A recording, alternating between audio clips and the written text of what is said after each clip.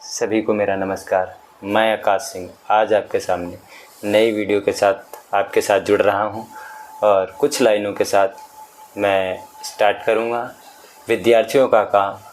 मुख्य काम पढ़ाई करना है, लेकिन देश की सामाजिक आर्थिक परिस्थितियों को जानना, समझना और उसमें बदलाव लाना अगर उस शिक्षा में शामिल नहीं है तो ऐसी शिक्षा को निकम्मी समझा जाता है या मैं निकम्मी समझता हूँ।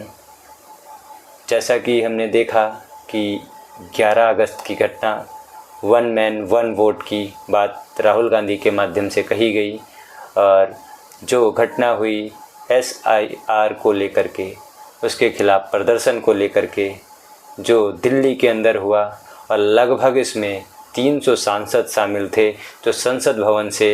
निर्वाचन आयोग के कार्यालय तक पहुंचना चाहते थे और अपनी बातों को रखना चाहते थे, परंतु हमारे विपक्ष के अंदर इतनी क्षमता थी कि इन्होंने इस तरीके से अपनी बात को रखने की प्रयत्न तो किया, परंतु इन्हें रास्ते में ही डिटेक्ट कर लिया जाता है, रोक लिया जाता है और आगे इनको नहीं बढ़ने दिया जाता है। सभी को बसों में भरकर कहीं दूर दूर स्थानों पर छोड़ दिया जाता है, जिसमें से राहुल गांधी को तो गिरफ्तार कर लिया जाता है। उसके साथ साथ जितने बड़े विपक्षी नेता थे, यहाँ तक कि ये ऐसे पहली बार हुआ है इलेक्शन के बाद कि इंडिया गठबंधन इतना मजबूती से खड़ा नज़र आया है इस राहुल गांधी के नई खोज, नई खुलासे के बाद,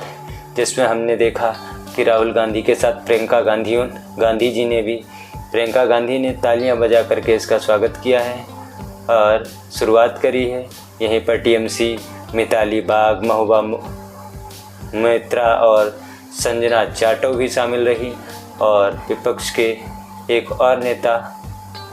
अखिलेश यादव, जो कि एक बड़ा नाम है, इन सभी ने मिलकर के इसकी शुरुआत करी। परंतु कहीं ना कहीं हम गोदी मीडिया की एक और झलक देखते हैं कि इतनी बड़ी घटना होने के बाद, 300 सांसद आ जाने के बाद भी इतने बड़े प्रदर्शन को दिल्ली के अंदर किया जाता है और कोई भी न्यूज़ चैनल या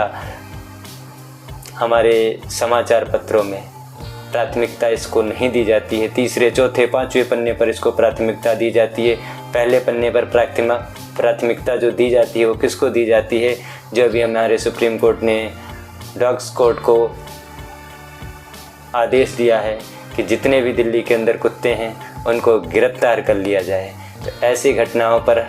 हमारा मीडिया काम कर रहा है और ऐसे विपक्ष के सवालों को दबाने का काम कर रहा है, जो कि हमारे लिए और हमारे लोकतंत्र के लिए खतरा बनता जा रहा है। क्योंकि जिस तरीके से हम चौथे स्तंभ की बात करते हैं कि हमारी बातें और हमारी मुद्दों को आगे रखेगा, लेकिन कहीं ना कहीं ये विफल नज़र आता है। और इसी के साथ हम अपनी बात को ख़त्म करते हैं और हम चाहेंगे इसी तरीके से आज